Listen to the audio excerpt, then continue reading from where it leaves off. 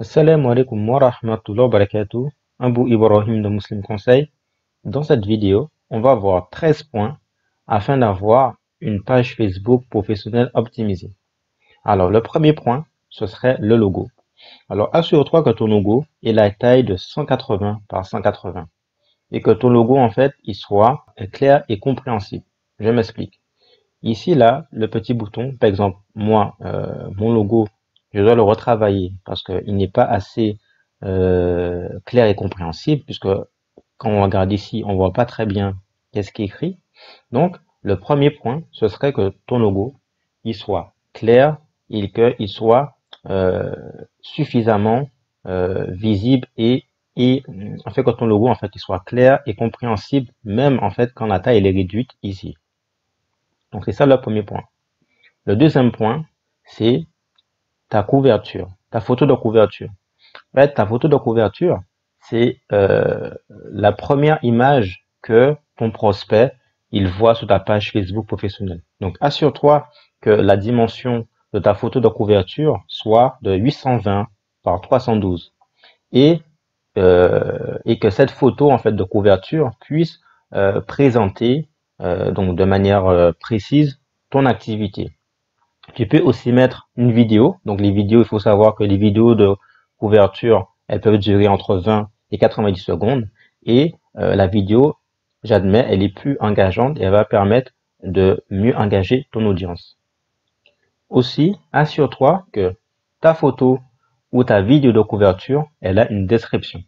Comme ça, le prospect, s'il clique sur ta photo de couverture, il peut voir en fait ton activité, qu'est-ce que ton activité, de quoi ton activité parle. Donc ça, c'est le deuxième point. Le troisième point, ajoute à ta page Facebook une courte description. Donc pour ce faire, tu vas dans à propos. Ensuite, tu vas ici, le petit à propos. Donc c'est limité par 155 caractères, je crois, voilà. Et là aussi, tu peux rajouter une petite description à ton activité. Quatrième point, ce serait d'utiliser l'histoire pour pouvoir mettre une longue description maintenant. Donc ici, dans cette partie-là, puisque là, tu n'es pas limité par 155 caractères, mais par beaucoup plus, ici, tu peux te présenter et même peut-être donner les raisons de ton activité de manière en fait à plus engager ton audience. Donc, tout nouveau abonné sur ta page peut en fait par l'histoire savoir un peu plus sur toi. Cinquième point, toujours dans à propos, assure-toi d'avoir un lien qui dirige sur ton site internet. Sixième point, assure-toi d'être dans la bonne catégorie. Parce qu'il peut arriver, comme moi au début, je voulais que ça soit une communauté. Moi, j'agis plus en tant que consultant. Donc, j'ai préféré mettre mon activité en cabinet de conseil. Donc, assure-toi que ta page professionnelle soit renseignée dans la bonne catégorie. Septième point, si tu crées ta page Facebook professionnelle, tu n'auras pas ce nom. Tu auras en fait des suites de chiffres ou avec des lettres, je ne m'appelle plus. Donc, ça fait pas trop professionnel. Essaie de la personnaliser. Donc, pour ce faire, donc si par exemple ta page ici, ben, tu as ces chiffres et tu n'as pas par exemple le nom de ton entreprise, alors tu restes dans à propos et tu vas sur modifier ou peut-être ajouter pour toi, je sais plus.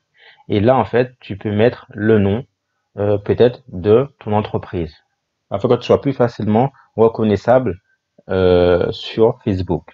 En huitième point, ajoute un bouton à ta page Facebook professionnelle.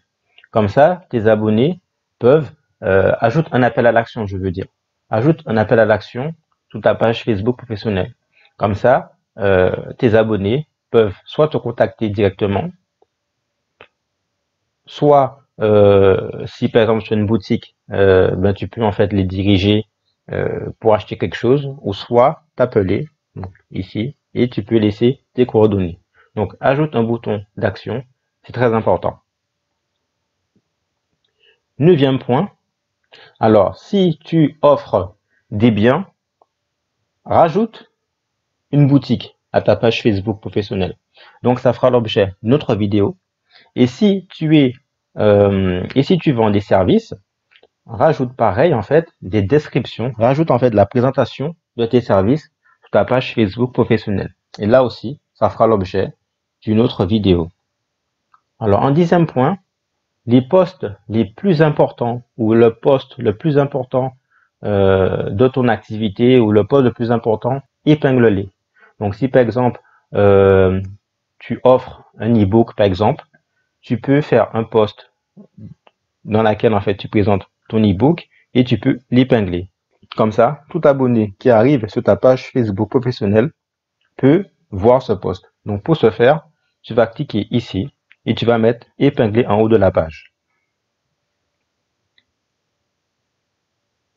11e point, ce serait d'avoir des commentaires.